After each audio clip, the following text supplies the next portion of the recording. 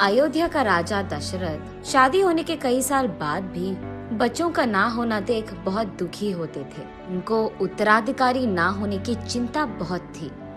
वशिष्ठ महामुनि दशरथ राजा को ऐसे देख उनकी चिंता के कारण जानते हैं। राजा, महायज्ञ का आयोजन कीजिए, अब वो भगवान ही आपकी चिंता दूर कर देंगे। ये कहकर अगले ही दिन दशरथ राजा और वशिष्ठ मुनि मिलकर महायज्ञ का शुरुआत करते हैं। यज्ञ के दौरान एक शक्तिशाली आदमी प्रसाद लेकर उस यज्ञ की आग से बाहर आता है। इस प्रसाद को अपने 3 बीवियों में बांट दो, ये कहकर प्रसाद को दशरथ राजा के हाथ में देते हैं।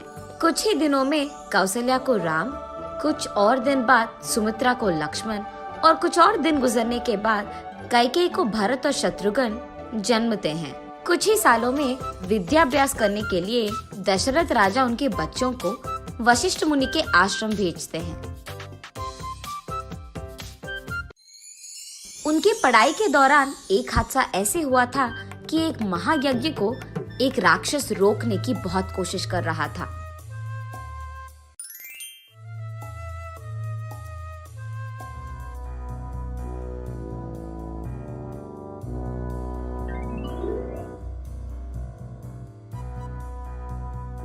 तब राम उसका ताकत और बुद्धि का इस्तेमाल करके उस राक्षस को खत्म कर देता है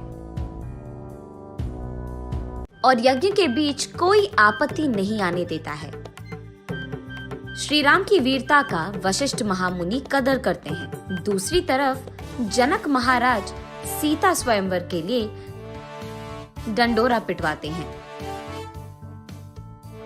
ये जानकर राम के जन्मदिन के शुभ संदर्भ पे राम लक्ष्मण दोनों को सीता स्वयंवर ले जाते हैं। अत्यंत सुंदर सीता के लिए दूर दूर से राजाएं हाजिर होते हैं।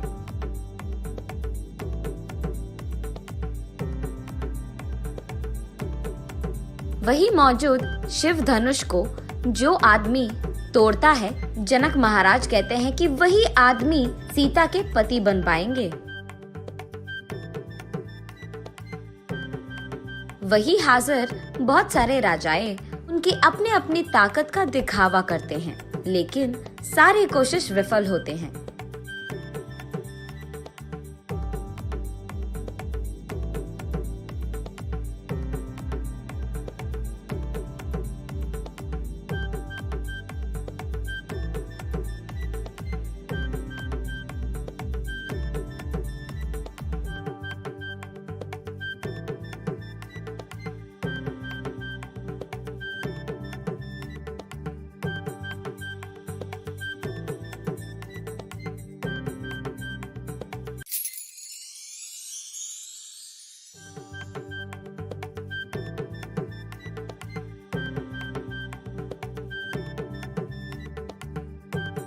तब वशिष्ठ महामुनि के आदेश के अनुसार राम उस शिव धनुष को एक बड़ी ध्वनि से तोड़ देते हैं।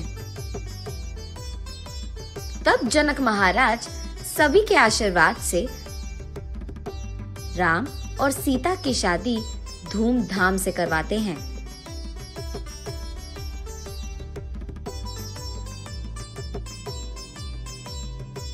उसके बाद वो दोनों उनके घर अयोध्या पहुंचते हैं।